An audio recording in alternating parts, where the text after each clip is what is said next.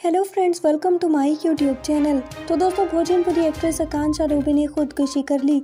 आज की वीडियो में हम आपको आकांक्षा के लास्ट वीडियो के बारे में बताएंगे, लेकिन उससे पहले मेरी आपसे छोटी सी रिक्वेस्ट है कि अगर आपने अभी तक हमारे चैनल को सब्सक्राइब नहीं किया तो जल्दी से सब्सक्राइब कर दें और साथ में लगे बेल आइकन पर भी क्लिक कर दें ताकि ऐसे कोई भी अपडेट्स आपसे मिस ना हो जाएं। जी हाँ, तो दोस्तों बताते चले कि आकांक्षा रूबी की लास्ट वीडियो सोशल मीडिया पर खूब वायरल हो रही है, जो कि हम आपको यहाँ तो दिखा नहीं सकते, लेकिन बहुत ही दिल दहला देने वाली वीडियो थी।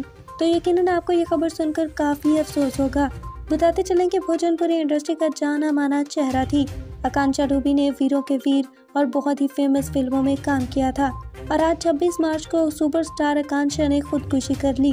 बताते चलें कि आज ही उनका नया गाना भी रिलीज हुआ है और आज के दिन ही आकांक्षा रूबी ने खुदकुशी कर ली है।